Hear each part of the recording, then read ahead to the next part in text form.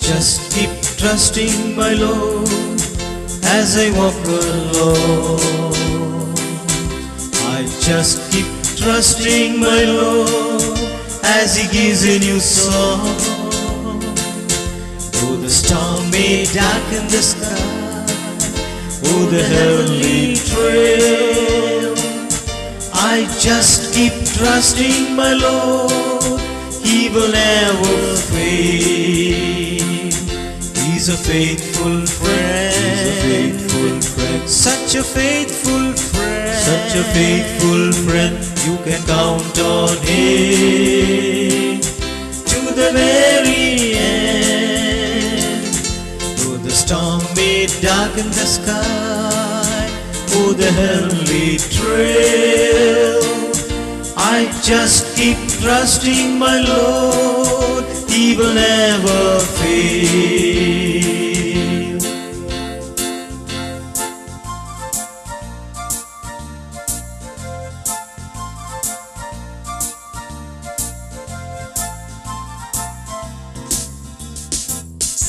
I just keep trusting my Lord as I walk alone. Just keep trusting my Lord as He gives a new song.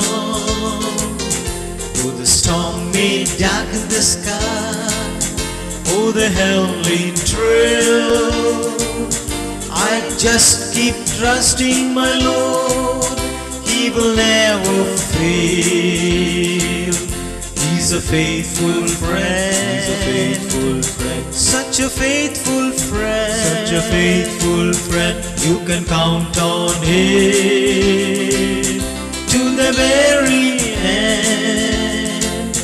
Though the storm may darken the sky, oh the heavenly trail, I just keep trusting my Lord. He will never fail.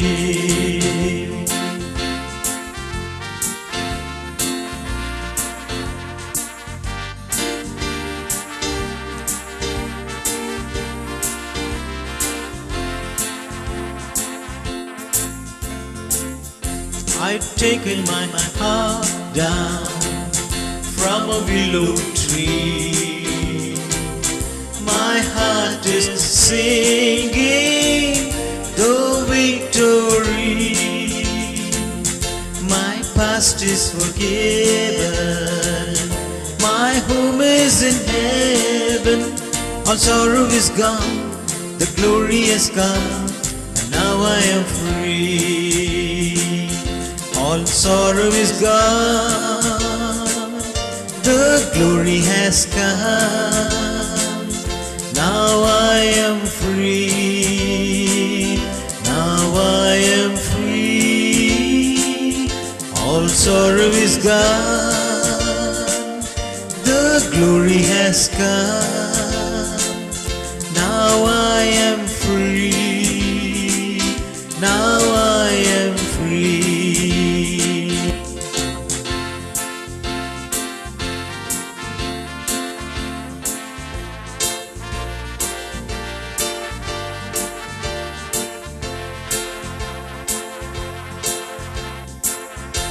I've taken my heart down from a willow tree. My heart is singing the victory. My past is forgiven. My home is in heaven. All sorrow is gone. The glory is come. And now I am free. All sorrow is gone. The glory has come. Now I am free. Now I am free. All sorrow is gone. The glory has come. Now I am free. Now I am free. Let's bow our heads in a moment of prayer. நாம் ஜெபிப்போம். நம் தலை தாழ்த்தி ஜெபிப்போம். wonderful opportunity to listen to God's word, and God wants us to approach him and his throne room with thanksgiving in our hearts and with gratitude that the word of God is still available to us in our generation. நம்முடைய ஜனத்திலே இந்த நாட்களிலே தேவனுடைய வார்த்தை நமக்கு கிடைக்கும் இந்த நல்ல வேலைக்காக ஆண்டவருக்கு நம்முடைய உதடுகளிலே நன்றியும் இருதயத்திலே நன்றி இருதயத்தோடு கூட நாம் வருவோம். Let's pray, please. நாம் ஜெபிப்போம்.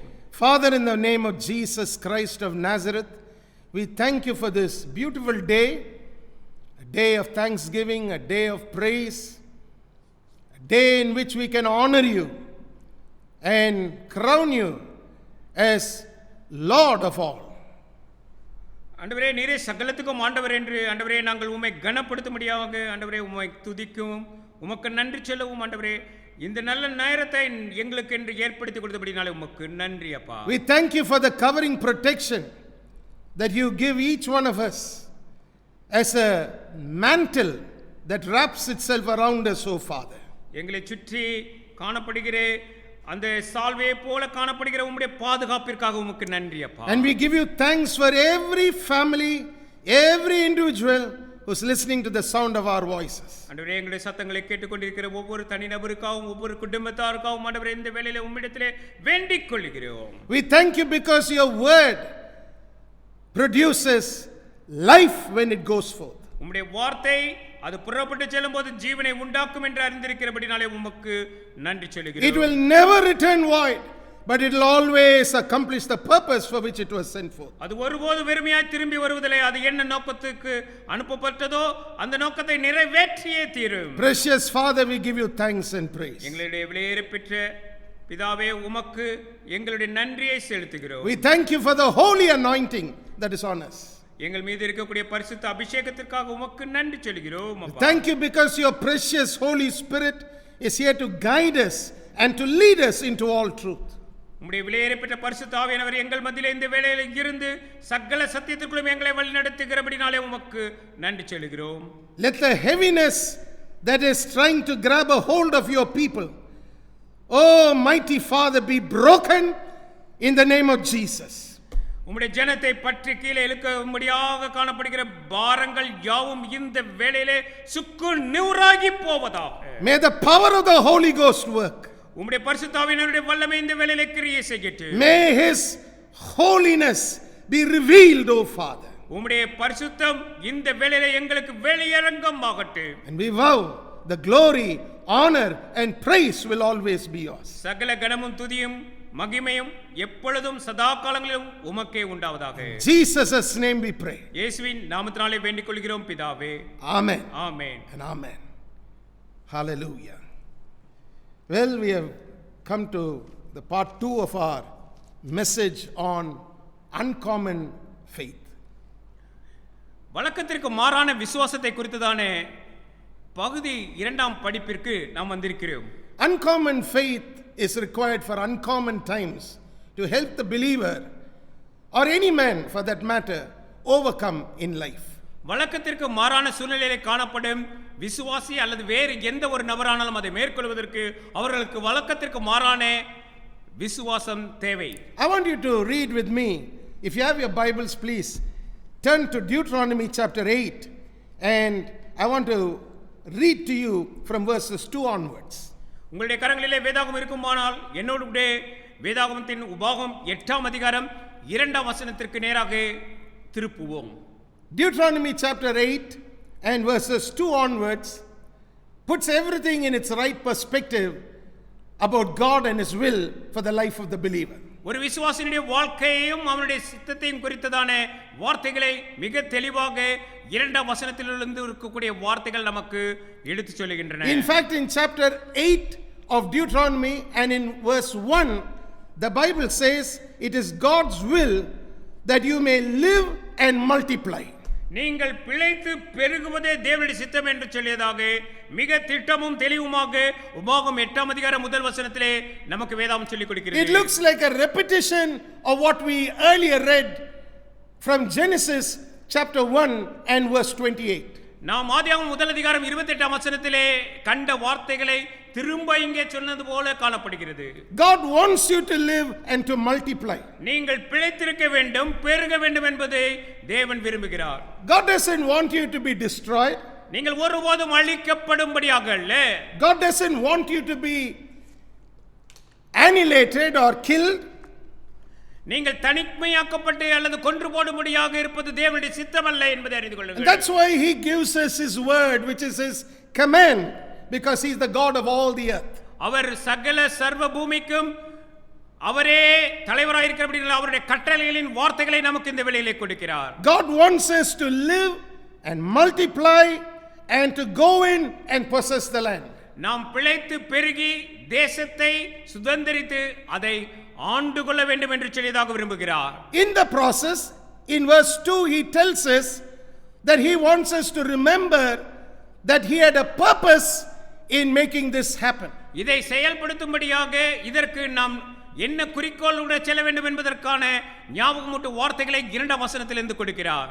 He tells the Israelites, I led you all these 40 years in the wilderness to humble you.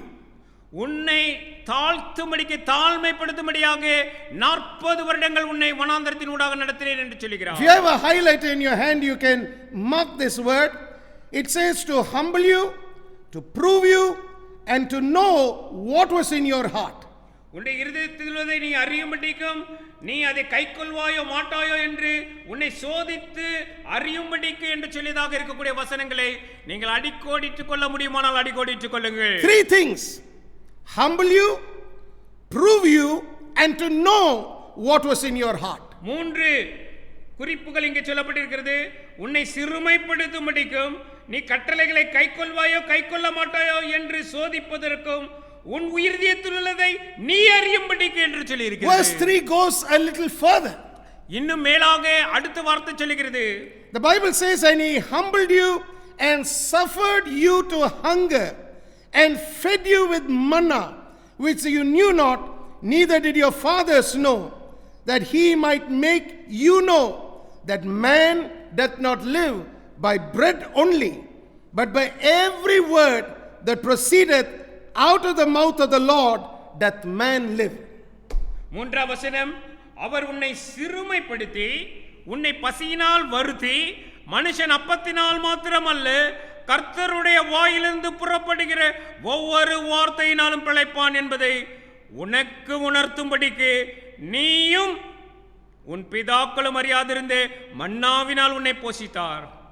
In other words, what God was telling the Israelites was the 40 years in the wilderness was a process of humbling themselves before him, and also a time when he wanted them to know that he would be their provider, that he would be their guardian, that he would be their one and only one who would speak to them and would guide them in the way of life. இந்த 40 வருடம் அவர்களை சிறுமைப்படுத்தி அவர்கள் இருதயத்தை அறியும்படிக்கு அவர்களுக்கு உணர்த்தி அவர்கள் அறிந்து கொள்ளும்படியாக அவருடைய வார்த்தையினாலே நாம் பிழைப்பான், அவருடைய வார்த்தையே அவருக்குரிய தேவைகளை சந்திக்கும், அவர்களுடைய பாதுகாப்பை அளிக்கும், அவர்களுக்கு வேண்டிய யாவற்றை கொடுக்கும் என்பதை அவர்கள் உணரும்படிக்கு அவர் நடத்தினார். In fact, God was telling the Israelites, I didn't take you through the wilderness to find your living in the wilderness. I took you in the wilderness to show you that through the wilderness I will be your provider, I will be your God, and at the end of the wilderness period there would be restoration. அந்த வனாந்தரத்தின் ஊடாக கடந்து வரும்போது நீ அறிந்து கொள்ளும்படிக்கு என்ன அறிந்து கொள்ள வேண்டும்? நானே உன் தேவைகளை சந்திக்கிறவர், நானே உன்னுடைய பாதுகாப்பு, நானே உன் பரிகாரி என்பதை அறிந்து கொண்டு அந்த வனாந்தர வேலையை முடியும் போது நீ அதிலிருந்து வெளிவரும்படிக்கு நான் உதவி செய்வேன். God was also making mention of something there.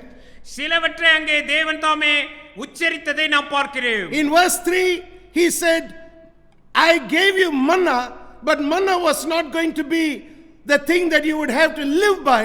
He said you will live by the bread of God's word that proceeds out of the mouth of God. நான் தான் உனக்கு மன்னாவை கொடுத்தேன், ஆனால் அந்த மன்னாவினால் நீ பிழைப்பதாக அல்ல, நீ பிழைப்பது என்பது கர்த்தருடைய வாயிலிருந்து புறப்படுகிற ஒவ்வொரு வார்த்தையினாலும் நீ பிழைப்பாய் என்பதை நீ அறிந்து கொள்ளும்படியாக என்று சொல்லி. In other words, what God was telling the Israelites was, manna is only a temporary blessing. It is not going to be a lasting blessing. The lasting blessing would be the bread of God's word. இன்னும் வேறு விதமாய் சொன்னால் மன்னா ஒரு தற்காலிக ஒரு தேவையை சந்தித்த விதமாக இருந்ததே அல்லாமல் தேவனுடைய வார்த்தையை நிரந்தரமாக அவர்களுடைய தேவைகளை சந்திக்க வல்லது என்று சொல்லி அறிந்து கொள்ளும்படியாக. So not only is uncommon faith a weapon that you use in battle as a sword, you also use your faith as a weapon in battle that can be a shield to you. இந்த உலகத்திற்கு மாறான தேவனுடைய வார்த்தையின் பட்டயமே கேடகமே உங்களுக்கு இந்த யுத்தத்திலே சர்வாயுத வர்க்கமாய் நீங்கள் எதிர்த்து நிற்க உங்களுக்கு உதவி செய்ய உள்ளதாக இருக்கிறது. But for everyday living, God says you must have the bread that proceeds out of the mouth of God. ஒவ்வொரு நாள் உங்களுடைய யுத்தத்தை மேற்கொள்வதற்கு கர்த்தருடைய வாயிலிருந்து புறப்படுகிற வார்த்தை என்பதே உங்களுக்கு ஆயுதமாக இருக்க வேண்டும். Then you read in verse 7 how God would restore good things back to his people. ஏழாம் வசனத்திலே அவர் எப்படியாக தன்னுடைய நன்மைகளை அவர் திரும்ப அவர்களுக்கு வழங்குகிறார் என்பதை குறித்ததாக பேசுகிறார். My friend, I want you to understand that God is a good God. நம்முடைய தேவன் நல்லவர் என்பதை நன்றாக அறிந்திருக்க வேண்டும் நண்பர்களே. Most people use the word God is good as a philosophical exclamation. தேவன் நல்லவர் அல்லது கர்த்தர் நல்லவர் என்று சொல்லி ஏதோ ஒரு ஆச்சரியப்படும் கருத்தை தரக்கூடிய ஒரு நல்ல வார்த்தைகளைப் போல தத்துவ வார்த்தைகளைப் போல சிலர் பேசுகிறார்கள். But I want you to understand that that's not the purpose behind which God reveals himself to us as a good God. ஒரு நல்ல தேவன் என்று சொல்லி அப்படியான ஒரு விதத்திலே தத்துவமாக அவர் நமக்கு வெளிப்படுத்த தேவன் விரும்பவில்லை. He backs his goodness with blessings both spiritual and natural. நமக்கு இயற்கையாகவும் ஆவிக்குரிய விதத்திலும் நம்முடைய நன்மைகள் நம்மிடத்திலே வருவதை மெய்யாகவே காணும்படியாக இருப்பதினாலே அவர் நல்லவர் என்பதை நாம் அறிந்து கொள்ளும்படியாக விரும்புகிறார். Sometimes what he talks to us about seems way beyond the horizon of our sight. சில வேளைகளில் நம்முடன் அவர் பேசுவது நம்முடைய புரிந்து கொள்ளும் எல்லைக்கும் மிக மிக அப்பாற்பட்டவைகளாக இருக்கின்றன. But God wants you to understand that even though you may not be able to fully comprehend what he has in store for you, at the end of the day God has good things in store for you. நீங்கள் ஒருவேளை அவர் உங்களுக்காக வைத்திருக்கிற நன்மைகளை முழுவதுமாக அறிந்து கொள்ள முடியாதவர்களாக இருந்தாலும் நிச்சயமாக நீங்கள் அவர் நன்மைகளை பெற்றவர்களாக பெற்றுக்கொண்டிருக்கிறவர்களாக இருக்கிறீர்கள். That's why I want you to turn with me to Hebrews chapter 11 and verse 6 again. அதனால் தான் எபிரேயருக்கு எழுதின எபிரேயரின் புத்தகம் 11ஆம் அதிகாரம் 6ஆம் வசனத்திற்கு என்னோடு உங்கள் வேதாகமத்தை திருப்பும்படியாக விரும்புகிறேன். The Bible says, வேதாகம் இப்படியாக சொல்கிறது, without faith it is impossible to please God. விசுவாசம் இல்லாமல் நாம் தேவனுக்கு பிரியமாய் இருப்பது கூடாத காரியம். For he that cometh to God must believe that he is and that he is a rewarder of them that diligently seek him. ஏனென்றால் தேவனிடத்தில் சேருகிறவன் அவர் உண்டு என்றும் அவர் தம்மை தேடுகிறவர்களுக்கு பலன் அளிக்கிறவர் என்றும் விசுவாசிக்க வேண்டும். I want you to understand that God is a rewarder. நம்முடைய தேவன் பலன் அளிக்கிறவர் என்பதை நீங்கள் அறிந்து கொள்ள வேண்டும். A problem with most people is they don't understand that this system of rewards works in the kingdom of God. இந்த விதமாக தேவனுடைய ராஜ்யத்திலே தேவன் பலன் அளிப்பது தனக்கு உண்மையிலேயே வேலை செய்கிறதா என்பதை சிலர் அறியாதவர்களாக இருக்கிறார்கள். Sometimes the pressures of life have mounted such a battle in a man's mind that when a man reads Hebrews chapter 11 and verse 6, he finds it hard to comprehend that God is a rewarder. தன்னுடைய வாழ்க்கையின் போராட்டத்தை இவ்வளவாய் சந்தித்திருக்கிறபடினாலே இந்த மனிதன் இந்த வார்த்தையை வாசிக்கும் போது இப்படியாக தேவன் தனக்கு பலனளிக்க கூடுமா என்ற வார்த்தையை அவனால் முழுவதுமாய் கிரகித்து ஏற்றுக்கொள்ள முடியாத நிலையில் இருக்கிறார். But still God insists you have to have faith if you want to please him. நீங்கள் இன்னும் பெற்றுக்கொள்ள வேண்டும், நன்மையை அனுபவிக்க வேண்டுமெனால் நீங்கள் விசுவாசத்தை கண்டிப்பாக பெற்றிருக்க வேண்டும் என்று சொல்லி தேவன் வலியுறுத்துகிறார். There's no excuse in the sight of God. தேவனுடைய பார்வையில் இதற்கு விதிவிலக்கோ எந்த விதமான சாக்கு போக்கு சொல்லுதலோ இல்லை. If you want rewards in the kingdom of God, you have to have faith. நீங்கள் தேவனுடைய ராஜ்யத்திலே பலனை பெற்றுக்கொள்ள வேண்டுமானால் நிச்சயமாக நீங்கள் விசுவாசம் பெற்றவர்களாக இருக்க வேண்டும். You must believe that he is.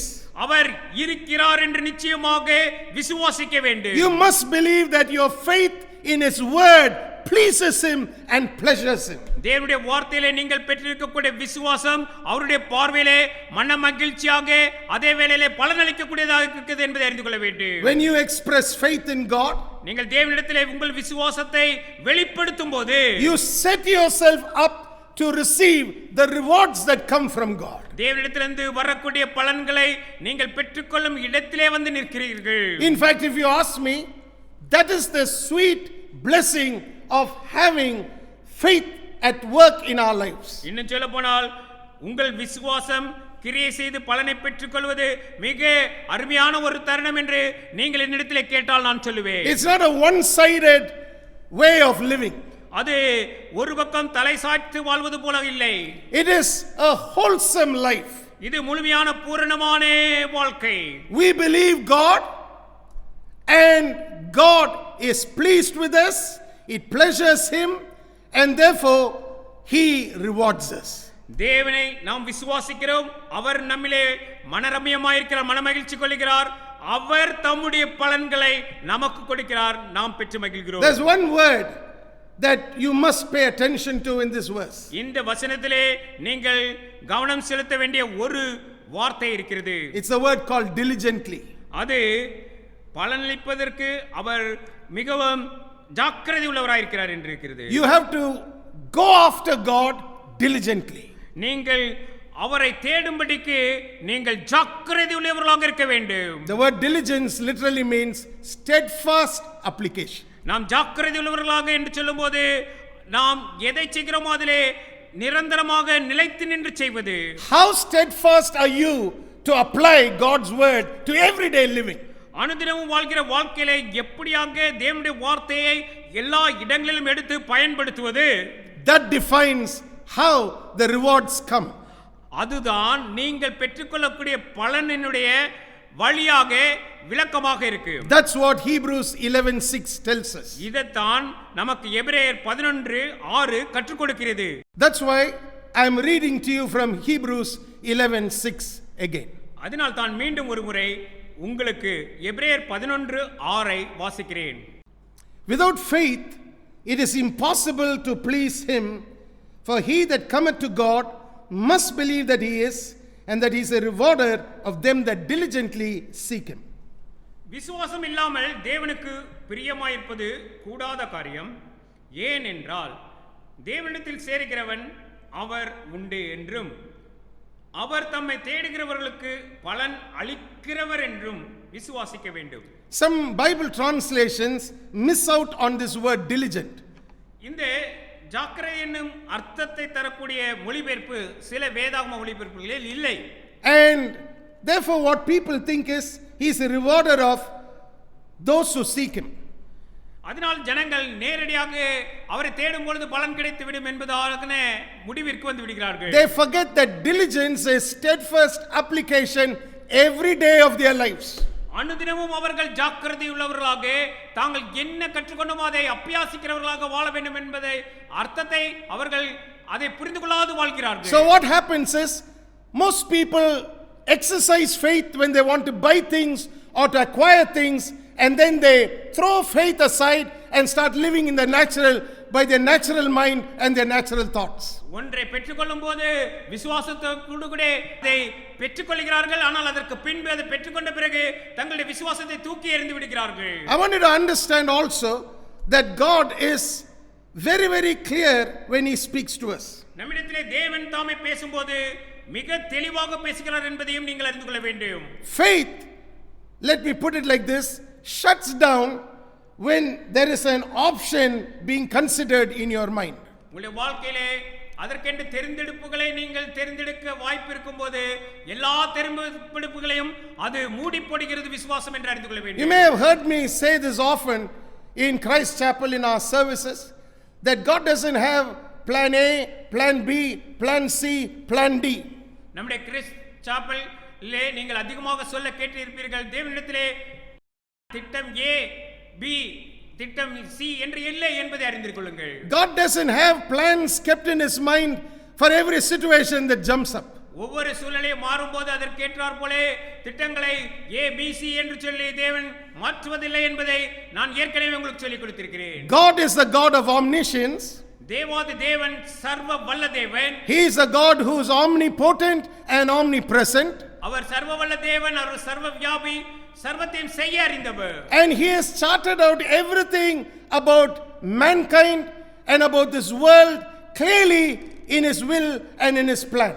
அவருடைய திட்டத்தை குறித்தும் அவருடைய சித்தத்தை குறித்தும் தேவனுடைய வார்த்தையிலே அவர் ஆரம்பத்திலிருந்து முடிவு வரைக்கும் என்ன என்பதை மிக தெளிவாக அறிந்திருக்கிறார், எழுதி கொடுத்திருக்கிறார். He knew that man would sin, so he had already decided in his mind a provision would be made for man who was a sinner to come out of sin and live in victory.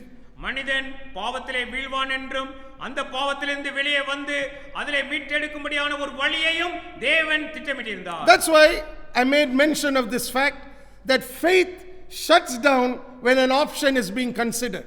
ஆகவேதான் இந்த உண்மையை நான் ஏற்கனவே உங்களுக்கு சொல்லியிருக்கிறேன். தெரிந்தெடுப்பை நாம் கருத்தில் கொள்ளும்போது விசுவாசம் தன்னை மூடிக்கொள்கிறது. In other words, you can't read the Bible and then say, but even though the word says this, I have my opinion, I think this and this and this, and you start considering a variety of options that you have lying before you. அதனால்தான் நீங்கள் இப்படியாக சொல்ல வாய்ப்பே இல்லை. வேதாவும் இப்படி சொல்லுகிறது, ஆனால் எனக்கென்று இப்படி தோன்றுகிறது என்று சொல்லி ஏதேனும் தெரிந்தெடுப்புகளை 1, 2 என்று சொல்லி நீங்கள் சொல்லவே வாய்ப்பில்லை. When you read the book of James, James chapter 1 and verse 8, we have a wonderful rendering of this thought given to us by the Holy Spirit. நமக்கு இந்த கருத்தினுடைய ஆழத்தை யாக்கோபு 1:8 வேதாகம் எழுதி கொடுத்திருப்பதை நாம் பார்க்கிறோம். What does James tell us? நமக்கு யாக்கோபு என்ன சொல்கிறார்? A double-minded man is unstable in all his ways. இரு மனமுள்ளவன் தன் வழிகளில் எல்லாம் நிலையற்றவனாய் இருக்கிறான். I want you to mark that down in your Bible. இதை நீங்கள் உங்கள் வேதாகமத்திலே குறித்துக் கொள்ள வேண்டும் என்று சொல்லி நான் விரும்புகிறேன். Verse 7, James chapter 1 verse 7, for let not that man think that he shall receive anything of the Lord. 7ஆம் வசனத்தில் அப்படிப்பட்ட மனுஷன் தான் கர்த்தரிடத்தில் எதையாகிலும் பெறலாம் என்று நினையாதிருப்பானாக என்று எழுதி கொடுக்கப்பட்டிருக்கிறது. A double-minded man is a man who has multiple options. இருமனம் உள்ளவன் என்று சொல்லும்போது அவனுக்கு முன்பாக பல தெரிந்தெடுப்புகளை ஒரு மனிதன் வைத்திருக்கிறான் என்று அர்த்தமாகிறது. He doesn't look at the word of God as his only option. வேதாகமம் தேவனுடைய வார்த்தை இது மாத்திரமே என்னுடைய தெரிந்தெடுப்பு என்று சொல்லியதாக, ஒரே தெரிந்தெடுப்பு என்று சொல்லியதாக தனக்கு முன்பாக வைக்காதவன். My friend, you can't eat fresh bread and then have simultaneously stale bread on your table. உங்களுடைய பந்தியின் மேலே வைக்கும்போது அதிலே நல்ல ஒரு புதிய அப்பத்தையும் அதே வேளையிலே ஈற்று போன அந்த அப்பத்தையும் நீங்கள் வைக்க முடியாது. But most people are getting through life with two kinds of bread. ஆனால் சிலருடைய வாழ்க்கையிலே பார்க்கும்போது நல்ல அப்பமும் கெட்ட அப்பமுமாக தங்களுடைய பந்தியிலே கொள்ளலாம் என்று சொல்லியதாக யோசிக்கிறார்கள். When you consider many options, you are like a man having two kinds of meals that you are trying to eat. One fresh, one that is delicious and nice, and the other that is mold-ridden and stale. நீங்கள் இருமனமுள்ளவர்களாய் எப்படி இருக்கிறீர்கள் என்றால், நீங்கள் நல்ல ருசியுள்ள ஒரு பதார்த்தத்தை சாப்பிடுகிறவர்களாகவும் அதே வேளையிலே கெட்டுப்போன பழைய பதார்த்தங்களையும் சாப்பிடுகிறவர்களாய் இருப்பீர்களானால் எப்படி இருப்பீர்களோ அப்படி இருக்கிறீர்கள். God doesn't want you to be that way. நீங்கள் அப்படியாக இருக்கும்படியாக தேவன் உங்களை எதிர்பார்க்கவில்லை. You can't come to God and read the word of God and have simultaneously many other options that you are considering. நீங்கள் தேவனிடத்திலே வந்து அவருடைய வார்த்தைகளை பெற்று அதை அனுபவிக்கிறவர்களாக இருக்கவும், அதே வேளையிலே எனக்கு பல தேர்ந்தெடுப்புகள் உண்டு என்று சொல்லி மற்றவைகளையும் தேர்ந்தெடுக்க உங்களுக்கு வாய்ப்பே இல்லை. That's why earlier I shared with you about how this Bible is a faith document given by a faith God to a faith people.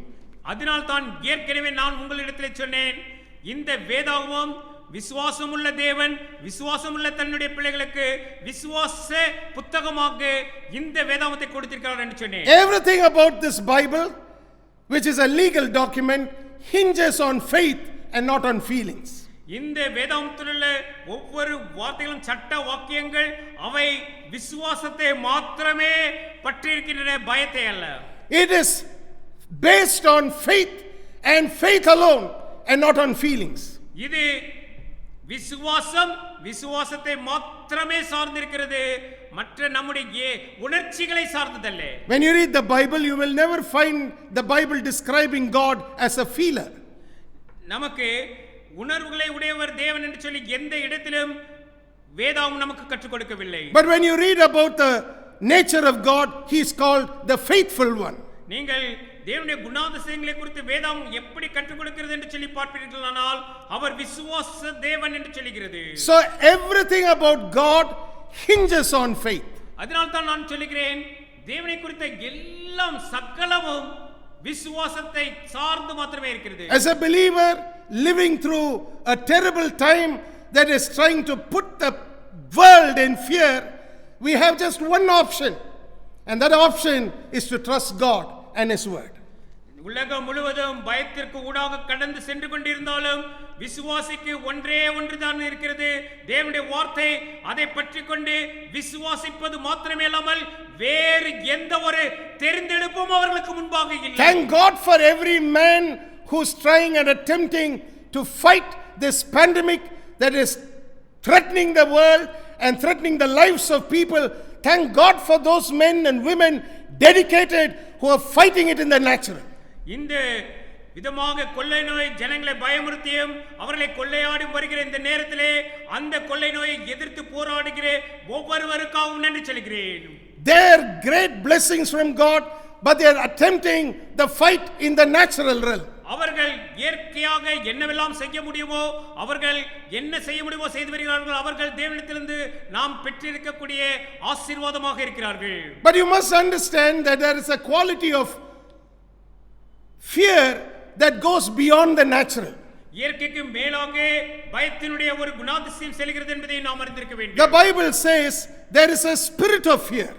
ஒரு பயத்தின் ஆவி இருக்கிறது என்று சொல்லி வேதாகமம் நமக்கு சொல்கிறது. And that's why we also need spiritual weapons at this time to work, and the best spiritual weapon against fear is nothing but else but the word of God. இந்த ஆவிக்குரிய செயலான பயத்தை மேற்கொள்வதற்கு நமக்கு ஆவிக்குரிய மற்றொரு பட்டயம் வேண்டியிருக்கிறது, அது ஒன்றே ஒன்று தேவனுடைய வார்த்தை மாத்திரமே. So even though you keep listening to the news that may be very grim, very bleak, it's time you started listening to the word of God that instills hope in your life. நீங்கள் இந்த வேளையிலே அநேக செய்திகள் மூலமாக பயமுறுத்தும் செய்திகளை கேள்விப்பட்டாலும் அந்த வேளையிலே நீங்கள் தேவனுடைய வார்த்தைகளுக்கு உங்கள் செவியை கொடுத்து உங்கள் விசுவாசத்தை புதுப்பிக்க வேண்டியதாக இருக்கிறது. The Bible asks us to consider Jesus, who's the high priest of our confession. நம்முடைய அறிக்கையின் பிரதான ஆசாரியராகிய இயேசுவை அறிந்திருக்க வேண்டும், உச்சரிக்க வேண்டும் என்று சொல்லி வேதாகமம் சொல்கிறது. God wants us to consider him. அவரை நாம் முழுவதுமாய் அவரை நோக்கி பார்க்க வேண்டும். Hebrews chapter 3 and verse 1. எபிரேயருக்கு எழுதின நிருபம் 3ஆம் அதிகாரம் 1ஆம் வசனத்திலே இதை குறித்து நாம் வாசிக்கிறோம். I want you to make a note of that verse because it's important. இது மிக முக்கியமான வசனமாக இருக்கிறபடினாலே இதை நீங்கள் மிக கவனமாக கருத்தில் எடுத்துக்கொள்ள வேண்டும். He is the high priest of our confession. அவரே நாம் அறிக்கை பண்ணுகிற அப்போஸ்தலரும் பிரதான ஆசாரியருமாய் இருக்கிற கிறிஸ்துவை கவனித்து பாருங்கள் என்று இருக்கிறது. God's not asking us to make foolish declarations. நம்மை அறிக்கை செய்யும் பொழுது மூடத்தனமான ஒரு அறிக்கைகளை செய்யும்படியாக வேதாகமம் சொல்லவில்லை. God's not asking us to ignore personal hygiene. அல்லது ஒருவேளை நாம் இயற்கையாக கடைபிடிக்க வேண்டிய ஆரோக்கிய வழிமுறைகளை விட்டுவிட வேண்டும் என்று சொல்லவில்லை. Because remember, God is the one who taught the Israelites about personal hygiene. தாங்கள் தனிப்பட்ட வாழ்க்கையிலே ஆரோக்கியமாக வாழ என்ன ஆரோக்கிய வழிகளை கடைபிடிக்க வேண்டும் என்று சொல்லி கற்றுக் கொடுத்ததே தேவன் தானே. What we are now being told to practice regularly, the washing of hands, was first taught by God through the prophet Moses to the Israelites, and that was one major reason why the Israelites made it through many plague-like situations in the past. நாம் கடந்த காலத்திலே பார்க்கும்போது இஸ்ரவேலர்களுக்கு மோசேயின் மூலமாக தேவன் கற்றுக் கொடுத்தது கைகளை கழுவுவது அந்த நாளிலே கற்றுக் கொடுக்கப்பட்டது. அதன் மூலமாக இஸ்ரவேலர்கள் அநேக கொள்ளை நோய் போன்ற சம்பவங்களை அவர்கள் மேற்கொண்டு ஜெயித்ததை நாம் பார்க்கிறோம். It was a Jewish medical doctor who introduced the washing of hands initially to the medical fraternity. இந்த முழு மருத்துவ உலகத்திற்கே யூத மருத்துவர் ஒருவர்தான் இந்த கைகளை கழுவும் நல்ல பழக்கத்தை அறிமுகம் செய்தார். Because he saw that when he washed his hands, his patients were more prone to recovery than to succumb to sickness. அவர்தான் கண்டுபிடித்தார் தன்னுடைய கரங்களை அவர் கை கழுவும் போது அங்கே சுற்றி இருந்த அவருடைய அநேக நோயாளிகள் தங்களுடைய நோயிலிருந்து சீக்கிரத்தை விடுபடுவதை அவர் கண்டறிந்தார். So don't think that God is fooled. Don't think God is mocked. God expects us to practice personal hygiene. நம்முடைய தனிப்பட்ட வாழ்க்கையிலே ஆரோக்கிய வழிகள் எவைகளை கைப்பிடிக்க வேண்டுமோ அதை கைப்பிடிக்க முடிய கற்றுத் தருபவரே அவர்தான். அவரை நம்மை ஏளனம் செய்வதற்காகவோ நமக்கு விசனம் உண்டாக்குவதற்காக அதை சொல்லித் தரவில்லை. In fact, the Bible says God doesn't respect a fool. எந்த ஒரு மூடனையும் தேவன் அவர் கனப்படுத்துவதில்லை என்று சொல்லி வேதாகம் திட்டமாய் நமக்கு சொல்லிக் கொடுக்கிறது. But then in Hebrews chapter 3 and verse 1, God wants us to consider the apostle and high priest of our confession, Christ Jesus. நம்முடைய அறிக்கையா இருக்கிற அறிக்கை பண்ணுகிற அப்போஸ்தலரும் பிரதான ஆசாரியருமாக கிறிஸ்து இயேசுவையும் கவனித்து பாருங்கள் என்று சொல்லி எபிரேயர் 3ஆம் அதிகாரம் முதல் வசனத்திலே அதையும் நமக்கு வேதம் கற்றுக் கொடுக்கிறது. He is the anointed one. அவர் நமக்காக அபிஷேகிக்கப்பட்டவர். He is the one who overcame the works of darkness. அந்தகாரத்தின் செயல்களை எல்லாம் மேற்கொண்டவர் அவர் மாத்திரமே. He is the one who overcame the grave, the death that threatened people for years together, and satanic power. எல்லா சாத்தானின் வல்லமையை மேற்கொண்டு மரணத்தை மேற்கொண்டு வெற்றி சிறந்தவராக அவரே உயிர்த்தெழுந்தவர். That's why God wants you to consider. Consider means take into your consideration the one you speak about. When you speak about him as Savior, he is the Savior. When you speak about him as healer, he becomes the healer. When you speak about him as a restorer, he becomes the restorer. When you speak about him as baptizer, he becomes the baptizer. அவரை கவனித்து பாருங்கள் என்று சொல்லும்போது உங்கள் கவனத்திலே முழுமையாக அவரை குறித்து கொண்டு வருகிறீர்கள் என்று அர்த்தமாகிறது. அவரை இரட்சகர் என்று சொல்லியதாக நீங்கள் அறிக்கையிடும் போது அவர் உங்களுக்கு இரட்சகர் ஆகிறார். அவரே உங்கள் பரிகாரி என்று சொல்லும்போது அவர் உங்களுக்கு பரிகாரி ஆகிறார். உங்களுடைய தேவைகளை சந்திக்கிறவர் என்றால் அவரே உங்கள் தேவைகளை சந்திக்கிறவர் ஆகிறார். உங்களை மீட்டெடுக்கிறவர் அவர் என்று சொல்லுவீர்களானால் அவர் உங்களை மீட்டெடுக்கிறவர் ஆகிறார். Hallelujah. Hallelujah. Continuing on faith, I want you to know that the most dangerous day in your life is the day you do not have a dream or a need or an expectation big enough to require uncommon faith. விசுவாசத்தை குறித்து பார்ப்போம். உங்கள் வழக்கத்திற்கு மாறான விசுவாசத்தை தூண்டிவிடும் ஒரு கனவு, ஒரு தேவை அல்லது ஒரு எதிர்பார்ப்பு இல்லாதிருக்கும் நாள் உங்கள் வாழ்வில் மிக மோசமான அபாயகரமான நாளாக இருக்கும் என்பதையும் அறிந்து கொள்ளுங்கள். That's a luxury that you don't want to have in life. இந்த விதமான சொகுசு வாழ்வு உங்கள் வாழ்க்கையில் வேண்டாம். Remember, uncommon faith is confidence in God at all times. எல்லா வேளைகளிலும் தேவனிடத்திலே நம்பிக்கையாய் இருப்பதுதான் நாம் வழக்கத்திற்கு மாறான விசுவாசத்தை பெற்றிருக்கிறதே. And uncommon faith also requires for you to hear an instruction from God. வழக்கத்திற்கு மாறான விசுவாசத்தினுடைய மற்றொரு தேவை என்னவென்றால் நீங்கள் தேவனிடத்திலிருந்து கட்டளையை பெற்றுக்கொள்ள வேண்டும் என்று விரும்புகிறது. Whenever you read the book of Proverbs, you will read about how the writer of the book of Proverbs tells the hearers, my son, listen to my instruction. நாம் நீதிமொழியின் புத்தகத்திலே ஆக்கியோன் எல்லா இடங்களிலும் எழுதுவதை பார்க்கிறோம். மகனே, என்னுடைய கட்டளைகளுக்கு உன் செவியை சாய்த்திடு என்று எழுதுகிறார். Therefore, in a sense, faith is always activated when you have a desire or a need in your life. உங்களுடைய வாழ்க்கையிலே ஒரு ஆவலோ அல்லது தேவையோ இருக்கும்போது உங்களுடைய விசுவாசம் தூண்டி விடப்படுகிறது என்று அர்த்தமாகிறது. Today the world has a need. இன்றைக்கு உலகத்திற்கு ஒரு தேவை கட்டாயமாக இருக்கிறது. It's crying out desperately for an answer to the pandemic. இப்பொழுது காணப்படுகிற கொள்ளை நோய்க்கு ஒரு பதில் கிடைக்காதா என்று சொல்லிதானே மிகப்பெரிய ஒரு கேள்வியிலே உலகம் இருக்கிறது. And I believe that God will in his mercy give mankind a definite answer to their cry. இந்த இவருடைய விண்ணப்பத்திற்கு தேவன் தாமே பதிலை நிச்சயமாக அவருடைய இரக்கத்தின்படி கொடுப்பார்.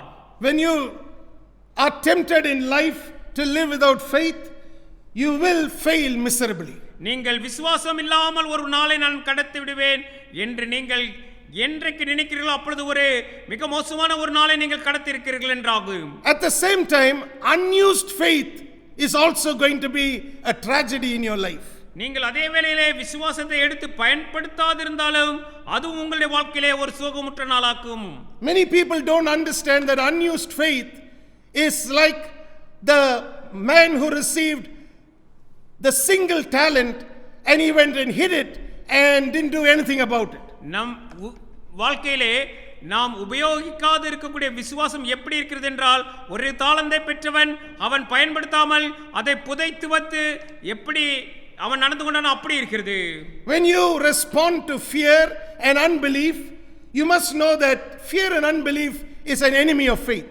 நீங்கள் பயத்திற்கும் அல்லது நம்பிக்கை அவநம்பிக்கைக்கும் இடம் கொடுத்து நீங்கள் இருப்பீர்களானால் உங்களுடைய நம்பிக்கைக்கு அங்கே இடமில்லாது போய்விடுகிறது. Don't forget that each day of fear will produce 365 or 366 days of tears and heartache. இதையும் மறந்துவிட வேண்டாம். பயத்தில் கழிக்கும் ஒரு நாள் அது 365 அல்லது 366 நாள் கண்ணீருடன் இருதயத்தை பாரமானதாக்கிவிடும். When you read Numbers chapter 13 and Numbers chapter 14, you read about how God told the Israelites, for every day that you doubted and you questioned my word and didn't believe it, didn't accept it, for every one of those days, you're going to see those days are going to turn into years of judgment. என்னாகமம் 13-14 அதிகாரத்தில் நீங்கள் சந்தேகிக்கும் ஒவ்வொரு நாளும் என் வார்த்தையை நம்பாமல் ஏற்றுக்கொள்ளாமல் கழித்த அந்த ஒவ்வொரு நாட்களும் நியாயம் தீர்க்கப்படும் ஒவ்வொரு வருடமாக மாறிவிடும் என்று இஸ்ரவேலருக்கு கர்த்தர் சொல்லுவதை பாருங்கள். Therefore 40 days would be converted into 40 years in the wilderness. அதனால் தான் அவர்கள் 40 நாட்களிலே நடந்து கொண்டது அவர்களுக்கு 40 வருடங்களாக மாறி போனது. That's why my friend, I'm telling you that you can't allow a single day of doubt to enter into your life. அதனால் தான் சகோதரர்களே நான் உங்களுக்கு சொல்கிறேன் ஒரு நாளை நீங்கள் சந்தேகத்தோடு கூட நடத்தி செல்லக்கூடாது கடத்தி செல்லக்கூடாது. Because doubts produces tragedies in a man's life. ஏனென்றால் சந்தேகம் ஒரு மனிதனுடைய வாழ்க்கையிலே சோகத்தை உண்டாக்கி விடுகிறது. Just like faith produces miracles, doubt produces tragedies. எப்படியாக விசுவாசம் ஒருவருக்குள்ளே அற்புதத்தை உண்டாக்குமோ அதே போலவே பயம் அவர்களுக்குள்ளே சோகங்களை உண்டாக்கி விடுகிறது. There are two important things I want to leave with you. நான் உங்களிடத்திலே 2 கருத்துக்களை சொல்ல விரும்புகிறேன். Number 1, முதலாவது, your greatest enemy in life is the person who feeds you doubt. உங்களுக்குள்ளே சந்தேகத்தை யார் ஊட்டுகிறார்களோ அவர்களே உங்களுக்கு மிகப்பெரிய எதிராளி என்று சொல்லி அறிந்து கொள்ளுங்கள். Number 2, இரண்டாவது, your greatest friend is the one that breathes life into your faith. உங்களுடைய விசுவாசத்திற்குள்ளே ஜீவனை கொடுத்து அதை அனல் மூட்டி விடுகிறவர்கள் யாரோ அவர்தான் உங்களுக்கு மிகப்பெரிய நண்பராகவும் இருக்கிறார். That's why when you hear preachers, men of God, women of God speaking to you at a time like this, they're trying to infuse life into your faith. They are your friends, my. அதனால் தான் நான் உங்களுக்கு சொல்கிறேன் எந்த ஒரு பிரசங்கியாரோ அல்லது படிப்பிப்பரோ உங்களுடைய விசுவாசத்திற்குள்ளே அனல் மூட்டி எழுப்பி உங்களுக்குள்ளே உங்கள் விசுவாசத்திற்குள்ளே ஒரு ஜீவனை கொடுக்கிறவர்கள் உங்கள் பிரதான நண்பர்களாக இருக்கிறார்கள். In the spiritual realm, they are your friend. ஆவிக்கிற உலகிலே அவர்கள் உங்களுடைய நண்பர்களாக இருக்கிறார்கள். But if a man is coming to weaken your system and weaken your hands and to create more doubt in you and despair in you and fear in you. My friend, that person is not your friend, that person is your enemy. ஒரு மனிதர் உங்களுக்குள்ளே பயத்தையோ அவிசுவாசத்தை ஏற்படுத்தி இருப்பார்களானால் அவர்கள் உங்களுக்கு ஒரு நல்ல நண்பர்கள் அல்ல, உங்களுடைய எதிராளி என்று சொல்லி அறிந்து கொள்ளுங்கள். I want to close with a beautiful verse. நான் ஒரு அருமையான வசனத்தை சொல்லி இந்த பகுதியை முடிக்க விரும்புகிறேன். I told you that faith will always require a specific instruction to come to you from God's word. தேவனிடத்திலிருந்து ஒரு குறிப்பிட்ட கட்டளையோடு கூட உங்களுக்கு விசுவாசம் வரும் என்று சொல்லி நான் ஏற்கனவே சொன்னேன். When you receive an instruction from God, நீங்கள் தேவனிடத்திலிருந்து ஒரு கட்டளையை பெற்றுக்கொள்ளும்போது, and when you operate on that instruction, அந்த கட்டளையை பின்பற்றி நீங்கள் நடக்கும்போது, it produces a harvest of blessings in your life. உங்களுடைய வாழ்க்கையிலே ஒரு ஆசீர்வாதத்தின் அறுவடையை அது உண்டாக்கிவிடும். No more are you living life as a defeated person. நீங்கள் இனிமேல் ஒருபோதும் நீங்கள் தோல்வியுற்றதாக உங்கள் வாழ்க்கையை கடந்து செல்ல போவதில்லை. Therefore I want to read to you something from the book of Psalms. நாம் சங்கீதத்திலிருந்து நான் ஒரு வசனத்தை உங்களுக்காக வாசிக்க இருக்கிறேன். I want you to turn with me please to Psalm 57 and verse 7. 57ஆம் சங்கீதம் 7ஆம் வசனத்திற்கு நேராக உங்கள் வேதாகமத்தை திருப்பும்படியாக நான் விரும்புகிறேன். This is my closing verse that I'd like to share with you from the word of God about uncommon faith. இந்த வழக்கத்திற்கு மாறான விசுவாசத்தை குறித்ததான இந்த வசனத்தை சொல்லி நான் முடிக்க விரும்புகிறேன். Psalm 57 and verse 7. சங்கீதம் 57ஆம் அதிகாரம் 7ஆம் வசனம். I'll read to you. The Bible says, now this is David crying out when he was in a time of great danger from the hands of King Saul. Saul ராஜாவினாலே உண்டாகக்கூடிய மிக பொல்லாப்பான ஒரு ஆபத்திலே இருந்த நேரத்திலே தாவீது பாடின பாடல் இது. And I want you to listen very carefully to verse 7 and how he handles the situation that was confronting him.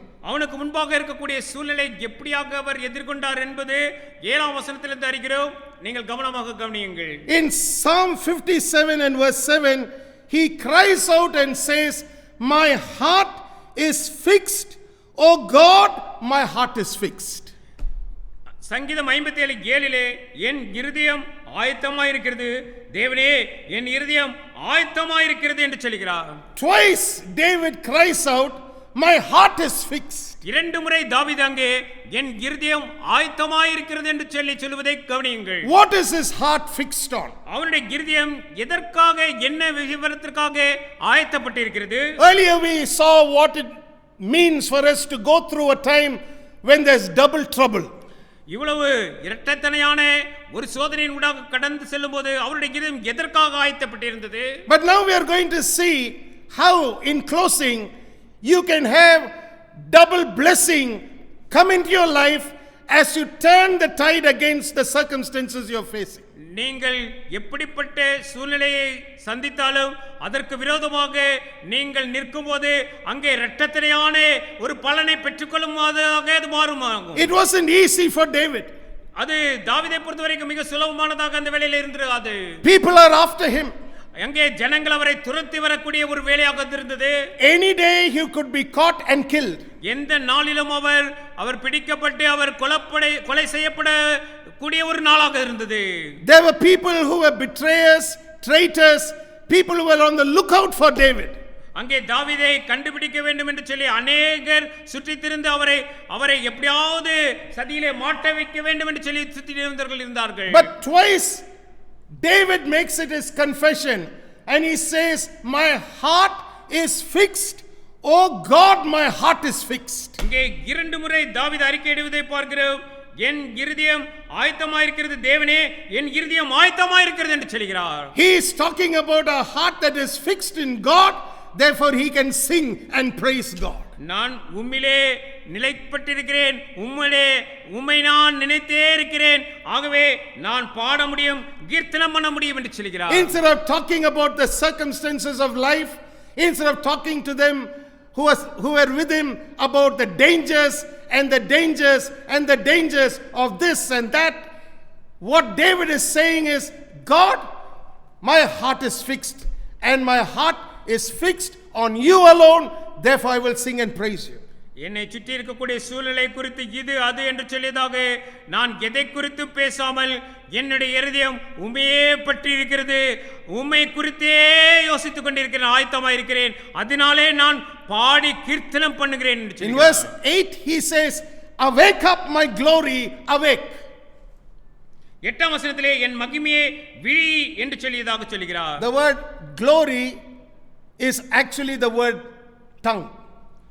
நாம் மகிமை என்று சொல்ல என்னுடைய அர்த்தம் நாவை காட்டுகிறது. What he is saying is, awake my tongue. அவர் என்ன சொல்கிறார் என்றால், என்னுடைய நாவினை விழித்தெழ பண்ணு. Awake psaltery and harp, I myself will awake early. சுரமண்டலமே விழியுங்கள், அதிகாலையில் நான் விழித்துக் கொள்வேன் என்று சொல்கிறார். Make it your life's journey and ambition, or make it your life's ambition that you will always live in a place where worship, praise takes precedence over everything that is confronting you. நம்மை எதிர்கொள்ளுகிற எல்லாவற்றுக்கும் மேலாக எதிர்த்து மேற்கொள்ளக்கூடிய துதி, நன்றி எறிதலோடு கூட வாழும் வாழ்க்கையை நாம் மேற்கொள்ளும் போது நாம் அதிலிருந்து வெற்றி சிறந்தவர்களாக வெளியே வருவோம். Remember, your confession is not about all the things that are confronting you. Your confession is the same thing that the writer of Hebrews asked us to have, to let your tongue declare who God is to you at all times. உங்களை சுற்றி இருக்கக்கூடிய சூழ்நிலை எப்படி இருக்கிறது என்பதை குறித்து பேசுவது உங்களுடைய பேச்சாக இல்லாமல் உங்களுடைய அறிக்கை முழுவதும் அங்கே நாம் எபிரேயரிலே பார்க்கிறது போல கிறிஸ்துவை குறித்ததானதும் அவருடைய மேன்மை குறித்ததானதாகவே நம்முடைய அறிக்கை இருக்கட்டும்.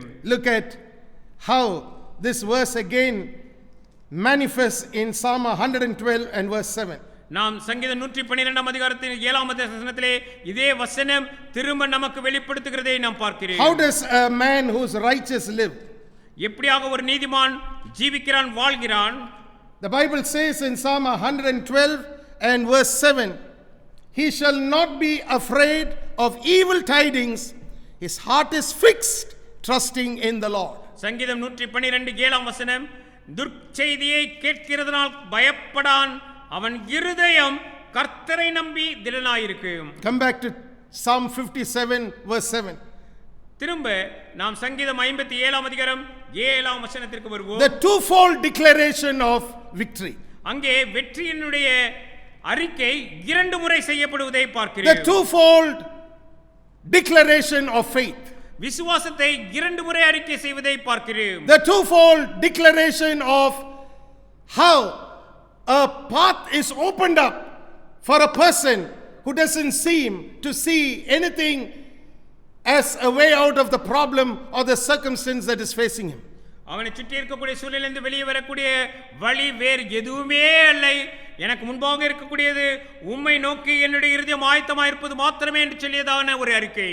My friends, uncommon faith has to do with your trust in God's word, which results in a heart that is fixed on the word of God. தேவனுடைய வார்த்தையிலே முழுவதுமாய் ஊன்றி கட்டப்பட்டதாக இருக்கக்கூடிய இருதயத்திலிருந்து வரக்கூடிய விசுவாசம், அதுவே வழக்கத்திற்கு மாறான விசுவாசத்தை நமக்குள்ளே கொடுக்கக்கூடியதாக இருக்கிறது. Don't doubt God. நீங்கள் ஒருபோதும் தேவனை சந்தேகிக்க வேண்டாம். Don't question him. அவரை ஒருபோதும் நீங்கள் கேள்வி கேட்க வேண்டாம். Trust him. அவரை முழுமையாய் நம்பி விடுங்கள். He is the good shepherd. அவரே நல்ல மேய்ப்பர். And he knows what he is doing. அவர் என்ன செய்கிறார் என்பதை அவர் நன்றாக அறிவார். If he had told us that mankind would be destroyed by a pandemic, then definitely it would have come to pass. ஒரு மனுக்குலம் முழுவதும் கொள்ளை நோயினாலே முழுவதுமாய் அழிந்துவிடும் என்பதாக அவர் வார்த்தையிலே ஒருவேளை சொல்லி இருந்தால் நிச்சயமாக அது நிறைவேறும். But he hasn't told us that. ஆனால் அவர் ஒருபோதும் அப்படியாக சொல்லவில்லையே. He told us that there would be famines, he told us that there would be earthquakes, he told us there would be so many things that will happen in the end days. People's heart will be filled with fear. Many in the faith will also consider walking back and denying the faith. But one thing, there's a lot more to happen in this world before this world ends. அவர் சொன்னது கடைசி காலத்தில் பஞ்சம் இருக்கும், நிலநடுக்கம் இருக்கும் என பல சம்பவங்கள் நடைபெறும் என்று சொன்னார். அது மாத்திரமல்ல, ஜனங்களுக்குள் இருதயத்தில் பயம் நிறைந்திருக்கும், அநேகர் தங்கள் விசுவாசத்திலிருந்து விலகி போவதாக இருக்கும் என்று சொன்னார். ஆனாலும் இன்னும் உலகத்தின் முடிவுக்கு முன்பு நிறைவேற வேண்டிய அநேக காரியங்கள் நிறைவேற வேண்டியுள்ளது. So be of good cheer. நீங்கள் இப்பொழுது மகிழ்ந்து களி கூறுங்கள். Don't despair. நீங்கள் ஒருபோதும் நீங்கள் உங்கள் வழியிலிருந்து விலகி போக வேண்டாம். Let's bow our heads in a moment of prayer. நாம் ஜெபிப்போம், நாம் தலை தாழ்த்தி ஜெபிப்போம். We have listened to the word of God. நாம் தேவனுடைய வார்த்தையை கேட்டோம். God is a rewarder of them who diligently seek him. ஜாக்கிரதையாய் தன்னை தேடுகிறவர்களுக்கு பலன் அளிக்கிறவர் நம்முடைய தேவன் என்று சொல்லியதாக பார்த்தோம். Therefore I want you to believe this very moment that his word that he sent forth will never return void to him. இந்த வேளையில் அவர் அனுப்பின வார்த்தை ஒருபோது வெறுமையாய் திரும்பி வரப்போவதில்லை என்பதை நிச்சயமான நம்பிக்கையோடு கூட நாம் எதிர்கொள்வோம். Father, in the mighty name of Jesus, we thank you for this wonderful day.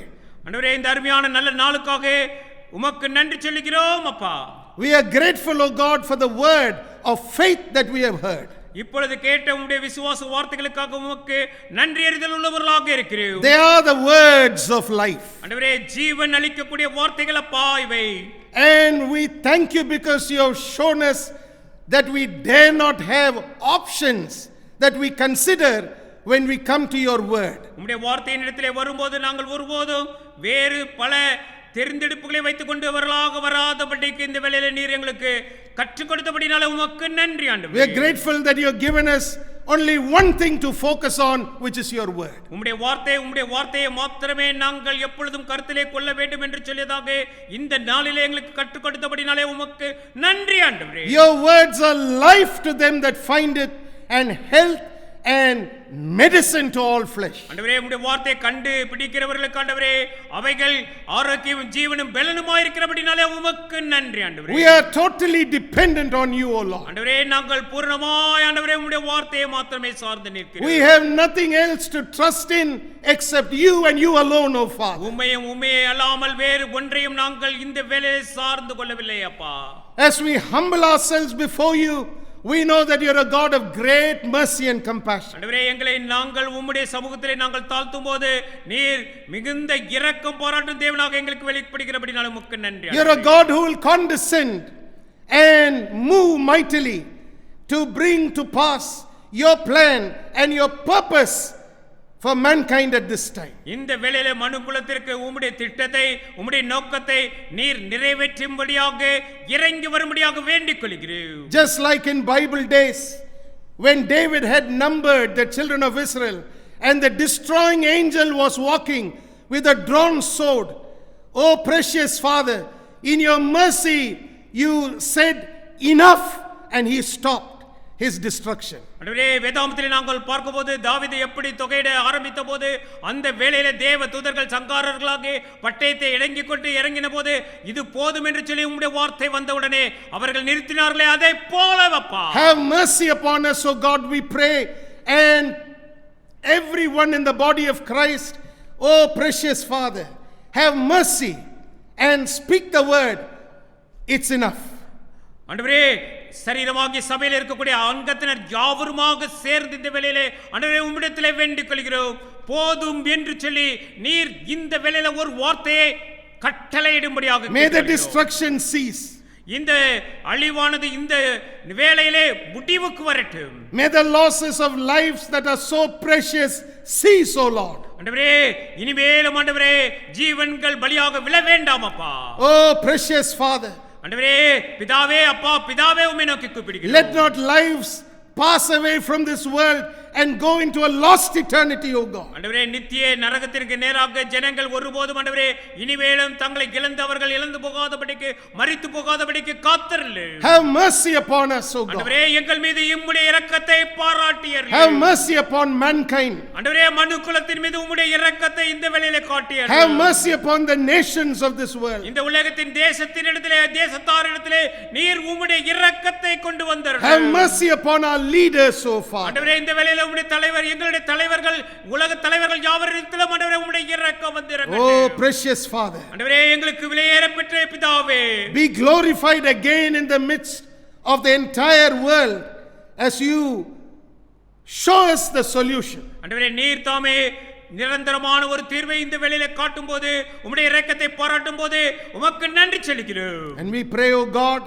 that each one who have been listening to your word will live by what Habakkuk chapter 2 and verse 4 talks about. ஆண்டவரே ஆபகுக் 2:4 உம்முடைய வேதாகம் என்ன சொல்லுகிறதோ அதன்படியே இந்த வார்த்தைகளை கேட்டுக்கொண்டிருக்கிற ஒவ்வொருவரும் நன்றாக பழகட்டும். That the just shall live by faith. நீதிமான் விசுவாசத்தினாலே பிழைப்பான் என்றிருக்கிறபடியே. We thank you and we worship. ஆண்டவரே உமக்கே நன்றி சொல்கிறோம், உம்மை ஆராதிக்கிறோம். Encourage young men.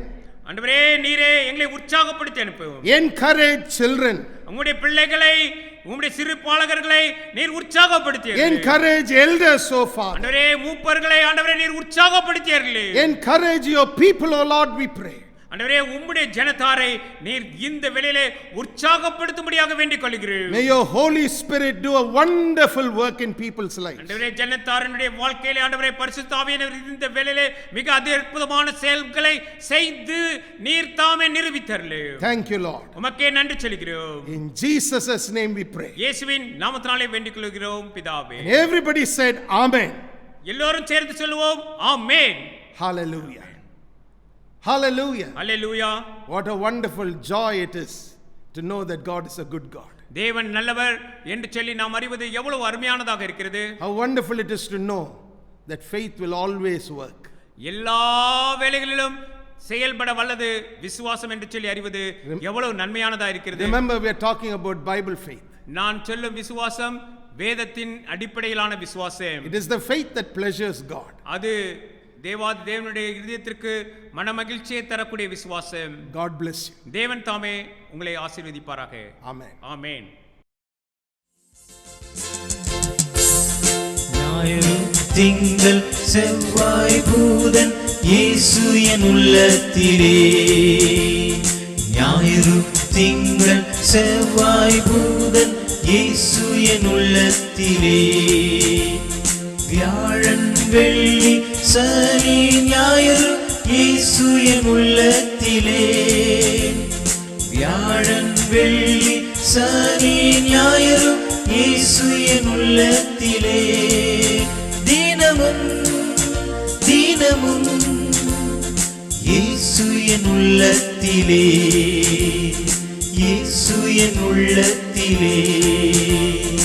ஞாயிறு திங்கள் செவ்வாய் புதன் இயேசு என் உள்ளத்திலே. ஞாயிறு திங்கள் செவ்வாய் புதன் இயேசு என் உள்ளத்திலே. வியாழன் வெள்ளி சனி ஞாயிறு இயேசு என் உள்ளத்திலே. வியாழன் வெள்ளி சனி ஞாயிறு இயேசு என் உள்ளத்திலே. தினமும் தினமும் இயேசு என் உள்ளத்திலே.